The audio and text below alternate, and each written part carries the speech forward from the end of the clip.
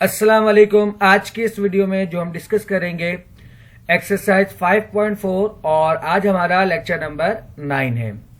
इससे पहले वीडियो में लेक्चर नंबर 8 में हमने पढ़ा था कि पार्शियल फ्रैक्शन से किस तरह हम सम फाइंड करते हैं और वो हमारा सम टू एन टर्म था। आज हम पढ़ेंगे सम टू इन्फिनिटी के किस तरह इन्फिनिटी तक अगर हमारे पास जा रहा है, जैसे यहाँ पर लिखा हुआ है टू इन्फिनिटी, तो इसका हम सम किस तरह फाइंड करेंगे। थोड़ा सा लेंथी क्वेश्चन है, बहुत बारीकी है इसके अंदर, तो बहुत ध्यान से एक एक चीज को देखिएगा तो आपको चीजें क्लियर हो जाएंगी इंशाल्लाह। स्किप नहीं करिएगा, ठीक है। स्किप करेंगे चीजों को तो फिर आपको समझ में नहीं आएगा। तो स्टार्ट करते हैं अपना आज का लेक्चर। सॉल्यूशन सबसे पहले हम क्या करेंगे, एक बार क्वेश्चन को कॉपी कर देंगे। जैसा कि मैंने आपको बताया था पिछले लेक्चर में भी कि हमारे पास यहां पर देखा जाए तो डिनोमिनेटर में 3 सीक्वेंस है अलग अलग, ठीक है, और ऊपर तो हमारे पास 1 है। तो सबसे पहले हम क्या करेंगे, इस सीरीज का जनरल टर्म बनाएंगे। अब जनरल टर्म बनाने के लिए हम क्या करेंगे, जैसे हमारे पास 1 है, 5 है, 9 है, एक सीक्वेंस ये है, दूसरा 5, 9, 13 और तीसरा 9, 13, 17, ठीक है। तो हमें दिख रहा है कि इन सब में डिफरेंस क्या है, सेम है। तो डिफरेंस सेम है, इसका मतलब फार्मूला हम कौन सा यूज करेंगे, T N equal to a plus N minus 1 into D. इसकी मदद से इन तीनों सीक्वेंस का हम क्या करेंगे, जनरल टर्म निकालेंगे। जैसे कि मैं आपको एक बता के दिखा रहा हूं, जैसे कि हमारा 1 है तो हम जानते हैं पहले टर्म को हम क्या कहते हैं, a, यानी कि a हमारा किसके बराबर है, 1 के, plus N minus 1 into D. D find करने के लिए हम क्या करते हैं, सेकेंड टर्म में से फर्स्ट टर्म को माइनस करवाते हैं। तो 5 माइनस 1 हमारे पास कितना होगा, 4, यानी कि डी हमारा किसके बराबर है, 4 के। तो ये हमारे पास हो जाएगा 1 प्लस 4 को आप मल्टीप्लाई करवा दो तो 4 एन माइनस 4। तो -4 प्लस 1 हमारे पास कितना होता है, -3, यानी कि 4 एन माइनस 3। ये हमारा पहला सीक्वेंस का जनरल टर्म है। इसी तरह 5 और 9 के लिए भी आप जनरल टर्म निकालोगे तो ये हमारे पास क्या बन जाएगा, 4 N minus 3 multiply by 4 N plus 1 multiply by 4 N plus 5, ठीक है। इसी फॉर्मूले से आप क्या करोगे, ये तीनों सीक्वेंस निकालोगे। इसके बाद मैंने आपको बताया था कि इसको हम ब्रेक करेंगे। ब्रेक करने के लिए हम यूज करेंगे पार्शियल फ्रैक्शन, ठीक है। इससे पहले हमने 2 टर्म के लिए काम किया था। आज दिख रहा है कि आपको यहां पर हमारे पास 3 फैक्टर है, तो इसको मतलब हम 3 अल्फाबेट लेंगे A, B, C और फिर इन तीनों को हम क्या करेंगे, सॉल्व करेंगे। तो सबसे पहले मैं क्या करूंगा, इसको ब्रेक कर दूंगा। ब्रेक करने के लिए मैंने आपको बताया था कि A के साथ हम फर्स्ट फैक्टर लिखेंगे, B के साथ हम सेकेंड फैक्टर लिखेंगे और C के साथ हम क्या करेंगे, थर्ड फैक्टर लिखेंगे, ठीक है। क्योंकि ये लीनियर फैक्टर है। देखिए आपके यहाँ पर 4n n की पावर 1, यहाँ पर भी n की पावर 1 और यहाँ पर भी n की पावर क्या है, 1 है। इसका मतलब ये तीनों हमारे पास लीनियर फैक्टर है। तो लीनियर फैक्टर के लिए मैंने आपको बताया था कि सिंपल हम A, B, C से क्या करेंगे, इसको ब्रेक करेंगे, ठीक है। अब हम पहले A, B, C की वैल्यू फाइंड करेंगे, उसके बाद इस पर हम क्या करेंगे, सम वाला काम करेंगे। वैल्यू फाइंड करने के लिए हम पहले एलसीएम लेंगे। तो एलसीएम लेने के लिए सबसे पहले आप तीनों डिनोमिनेटर को आपस में मल्टीप्लाई करवा दो। जैसे A के नीचे 4n माइनस 3 है तो बाकी 4n माइनस 3 को छोड़कर इन दोनों को आप क्या करोगे, A से मल्टीप्लाई करवाओगे। इसी तरह B के नीचे 4n प्लस 1 है तो 4n प्लस 1 को छोड़कर ये जो दोनों है 4n माइनस 3, 4n प्लस 5, इसको आप B से मल्टीप्लाई करवाओगे। इसी तरह C के नीचे 4n प्लस 5 मौजूद है तो बाकी मैं क्या करूंगा, इन दोनों को C से मल्टीप्लाई करवाऊंगा, जिससे क्या यहां पर आपको दिख रहा है। अब दोनों डिनोमिनेटर हमारे पास क्या हो जाएगा, कैंसिल। तो हमारे पास सिंपल ये बच जाएगा। अब इसको सॉल्व करने के लिए हमारे पास अगेन बहुत सारे मेथड है, लेकिन सबसे सिंपल मैंने आपको बताया था कि हमारे पास 3 फैक्टर है, 4n minus 3, 4n plus 1, 4n plus 5। बारी बारी आप क्या करो, इन तीनों फैक्टर को एक एक करके 0 के बराबर लो और n की वैल्यू फाइंड करो। इस तरह हमारे पास A, B, C तीनों वैल्यू हम बासानी फाइंड कर सकते हैं, ठीक है। तो सबसे पहले मैं क्या कर रहा हूं, फुट 4n प्लस 1, यानी कि पहले मैं 4n प्लस 1 को 0 के बराबर ले रहा हूं।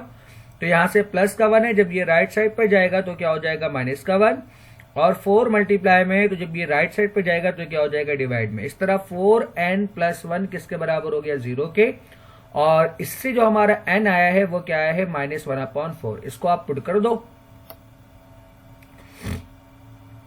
तो यहाँ देखिए 4n+1 किसके बराबर है 0 के। यहाँ मैंने क्यों नहीं पुट किया, क्योंकि हमें पता है जब ये 0 से मल्टीप्लाई होगा तो ये कंप्लीट खत्म हो जाएगा। इस वाले में 4n-3 मल्टीप्लाई 4n+5 में कहीं भी 4n+1 नहीं है, तो मैं इन दोनों में n की वैल्यू पुट कर दूंगा। 4 मल्टीप्लाई बाय -1/4, -3 आपका वैसे ही रहेगा। 4 मल्टीप्लाई बाय -1/4 +5 आपका वैसे ही रहेगा। बाकी यहाँ पर 4n+1 है, तो 4n+1 की जगह मैंने क्या पुट कर दिया 0, बाकी को आप छोड़ दो क्योंकि आपको पता है ये क्या हो जाएगा 0। ठीक है, तो बाकी मजीद सिंप्लीफाई करो। तो इस तरह हमारे पास ये 4 से 4 क्या होगा कैंसिल, यहाँ भी 4 से 4 हमारा क्या होगा कैंसिल, तो -1 -3 क्या हो जाएगा -4, यहाँ -1 +5 हमारे पास कितना होगा +4। बाकी ए और सी वाला तो हमारा क्या हो गया 0 हो गया। इसको आप मल्टीप्लाई करवाओ और यहाँ से आप बी की वैल्यू निकाल लो। तो -4 × 4 कितना होता है 16, -16 जब इस तरफ जाएगा तो क्या हो जाएगा डिवाइड में, यानी कि हमारा बी किसके बराबर हो गया -1/16 के। ठीक है, अब सिमिलरली हम ए और सी की वैल्यू फाइंड करेंगे। पहले हमने 4n+1 0 पुट किया, अब बाकी दोनों को हम क्या करेंगे 0 पुट करेंगे। इसको आप कॉपी करें ताकि हम अगले पेज की तरफ बढ़ते हैं। ठीक है, तो अब हमें क्या करना है यहाँ पर, पुट 4n-3 = 0। तो यहां से आप n की वैल्यू निकालें तो -3 जब राइट साइड पर जाएगा तो क्या हो जाएगा +3। 4 मल्टीप्लाई में जब ये राइट साइड पर जाएगा तो क्या हो जाएगा डिवाइड में। अब जिस तरह मैंने वहां पुट किया था इस तरह यहाँ पर आप क्या करें सब में पुट कर दें।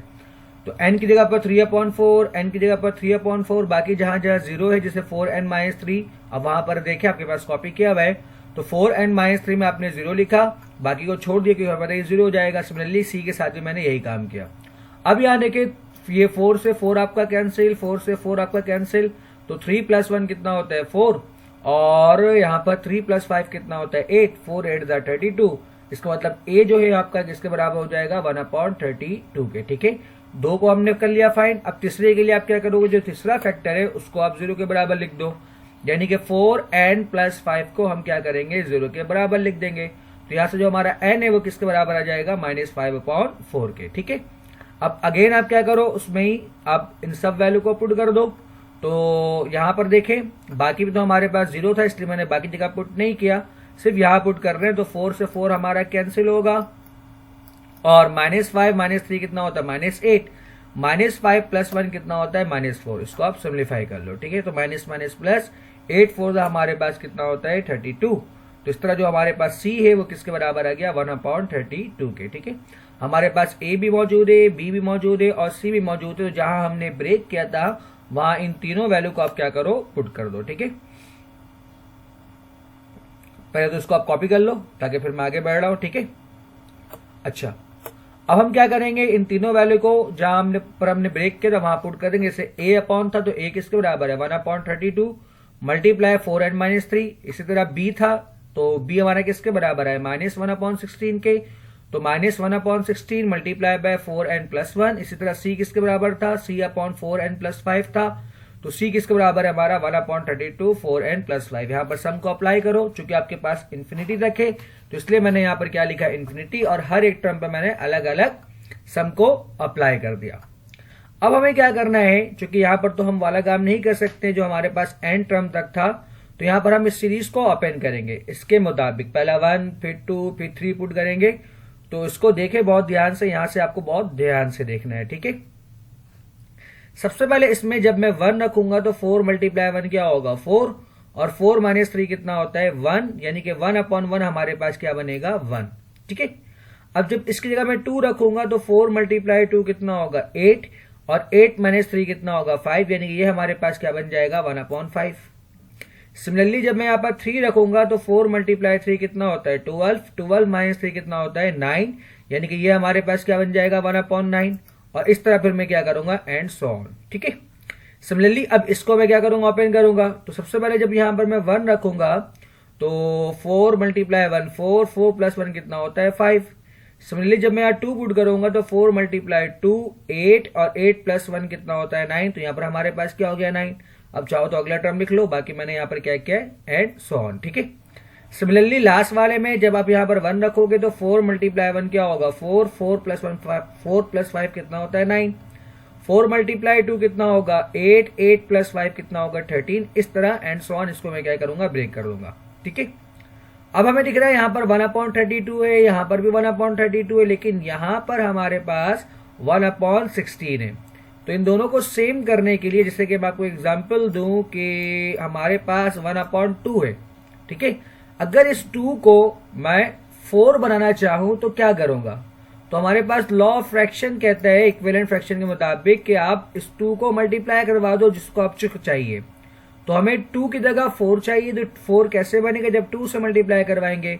तो मैं यहाँ पर क्या करूंगा? 2 लिखूंगा, क्योंकि हमें 2 से मल्टीप्लाई करवाना है। और रूल कहता है अगर आप नीचे मल्टीप्लाई करवा रहे हो तो आप ऊपर भी लाजमी मल्टीप्लाई करवाओगे, ठीक है। डन।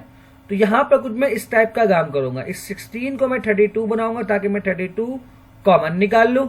लेकिन जो 16 32 कैसे बनेगा? जब ये 2 से मल्टीप्लाई होगा। तो इस 16 को मैं 2 से मल्टीप्लाई करवा दूंगा तो ये 32 हो जाएगा। क्योंकि ऊपर तो हमें 1 चाहिए, तो बाकी 2 को मैं इस ब्रैकेट से मल्टीप्लाई करवा दूंगा। देखिए बहुत ध्यान से किस तरह, इस 1/16 16 को मैंने 2 से मल्टीप्लाई करवाया तो ये क्या हो गया? 32।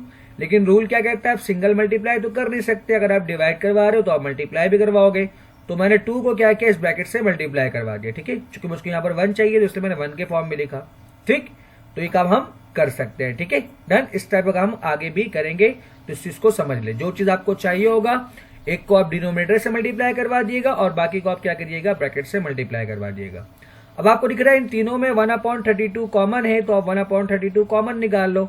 बाकी हमारे पास क्या बच गया? 1, 1/5, 1/9, 1/13, ठीक है। अगर इसको आप आगे और कंटिन्यू करोगे, प्लस एंड सो ऑन। इसी तरह माइनस, यहाँ माइनस है तो माइनस को इन सबसे मल्टीप्लाई करवा दो। तो माइनस प्लस माइनस का 2/5, माइनस का 2/9, माइनस का 2/13। अगर इससे आगे आप आगे बढ़ोगे तो आपके पास यहाँ क्या बनेगा? 2/13, ठीक है। पता है ना, 5 के बाद 9, 9 के बाद 13।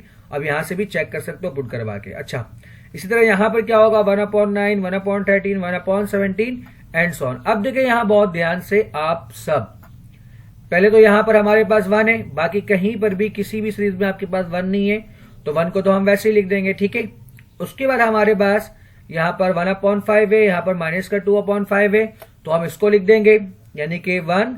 और यहां देखें ये माइनस का 2/5 है, ये प्लस का 1/5 है, ठीक है। तो अगर मैं इसको सब्ट्रैक्ट करूं 1/5 माइनस 2/5, तो आप जानते हो इन दोनों का डिनोमिनेटर सेम है, तो आप 5 को एक बार वैसे लिखोगे और ऊपर आपके पास क्या होगा? 1 - 2। तो 1 - 2 कितना होता है आपके पास? माइनस का 1/5, ठीक है। डन। तो इन दोनों की जगह मैंने क्या लिख दिया? माइनस का 1/5। अब बाकी यहां पर 1/9, ठीक है। यानी क्या बचा आपके पास? 1/9। बाकी सीरीज में आप देखें यहां पर माइनस का 2/9 है, यानी कि आप लिखो माइनस का 2/9। और अगले वाले सीरीज में आपके पास अगेन प्लस का 1/9 है, तो यहां पर आप लिखो प्लस का 1/9। और अब चेक करो 1 + 1 कितना होगा? 2, और 2 - 2 कितना होता है आपके पास? 0। इसका मतलब ये 1/9 वाला आपका क्या हो जाएगा? कैंसिल। सिमिलरली यहां पर 1/13, यहां पर -2/13, अगेन यहां पर प्लस 1/13, तो 1 + 1 2 और 2 - 2 क्या होता है? 0। यानी कि ये 13 वाला भी आपका क्या हो जाएगा? कैंसिल, ठीक है। इसी तरह जब 13 के बाद आप 17 पर जाओगे, यहां भी 13 के बाद 17 आएगा और यहां पर भी 13 के बाद क्या आएगा? 17। इसका मतलब 17 वाला भी आपका क्या हो जाएगा? कैंसिल हो जाएगा। यानी कि इसके बाद के हर एक टर्म आपके पास क्या हो जाएंगे? कैंसिल। तो हमारे पास सिर्फ और सिर्फ क्या बचेगा? 1 - 1/5। अब इसका एलसीएम लो, तो आप जानते हो इसका एलसीएम क्या बनेगा आपके पास? 5 × 1 = 5, 5 - 1/5, ठीक है। 5 - 1 कितना होता है? 4। 4 को आप 32 से कैंसिल करो तो आपके पास ये कितना बनता है? 8। 4 × 1 = 4 और 4 × 8 = 32 और 8 × 5 कितना होता है आपके पास? 40, यानी कि 1/40 ये आपका आंसर होगा। सिमिलरली हमारे पास नेक्स्ट जो क्वेश्चन है इसका क्वेश्चन नंबर 2 है। थोड़ा सा इतना लेंदी होने की वजह से सिस्टम थोड़ा सा स्लो हो रहा है, बाकी इसको हम देखते हैं, ठीक है। यहाँ बाय मिस्टेक मैंने उसको अलग अलग करना भूल गया, लेकिन अच्छी बात है। चलिए, तो आपको बात आसान सा काम है, ये मैं आपको समझा चुका हूं कि सबसे पहले हम क्या करेंगे? एक जनरल टर्म बनाएंगे। किस तरह? एपी का फॉर्मूला यूज करके। अगेन के Tn = हमारे पास क्या होगा? A + n - 1 × d, ठीक है।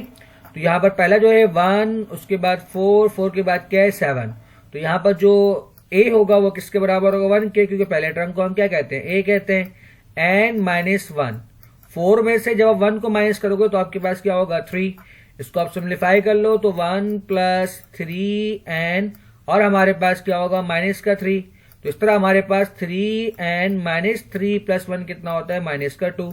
तो पहला हमारा क्या बन गया 3n माइनस 2। इसी तरह आप 4, 7, 10 के लिए निकालोगे और फिर 7, 10, 13 के लिए निकालोगे तो आपके पास क्या बन जाएगा 3n minus 2 multiply 3n plus 1 multiply 3n plus 4। अब इसको हम ए बी सी से ब्रेक कर देंगे, a upon first factor, b upon second factor, c upon third factor और फिर इसका एलसीएम लेंगे जैसे मैंने आपको पिछले क्वेश्चन में बताया। ठीक है, एलसीएम लेने के बाद आपके पास दोनों डिनोमिनेटर क्या हो जाएगा कैंसिल, तो हमारे पास ये बच जाएगा। इसके लिए मैंने आपको बताया कि हम एक एक करके क्या करेंगे तीनों फैक्टर को 0 के बराबर लेंगे। तो पहले मैंने क्या किया 3n प्लस 1 को 0 के बराबर लिया और यहां से n की वैल्यू फाइंड किया। तो यहां पर 3n प्लस 1 0 के बराबर है तो यहां मैंने 0 पुट कर दिया, बाकी 3n प्लस 4 को वैसे ही छोड़ दिया क्योंकि हमें पता है जब ये 0 से मल्टीप्लाई होगा तो 0 हो जाएगा। सिमिलरली यहां पर 3n है, n की जगह मैंने क्या किया माइनस 1/3 पुट कर दिया और हमारे पास यहाँ पर n है तो n की जगह मैंने क्या किया माइनस 1/3 पुट कर दिया। तो 3 से 3 हमारा क्या हो गया कैंसिल। बाकी आप सिंप्लीफाई कर ले -1 -2 हमारे पास कितना होगा -3 और -1 प्लस 4 हमारे पास कितना होगा +3। 3 मल्टीप्लाई -3 हमारे पास कितना होता है 9। तो b हमारा किसके बराबर हो गया -1/9 के। सिमिलरली इसी तरह आप क्या करो एक एक फैक्टर को हम 0 के बराबर रखेंगे और फिर n की वैल्यू फाइंड करेंगे। ठीक है, आगे बढ़ते हैं।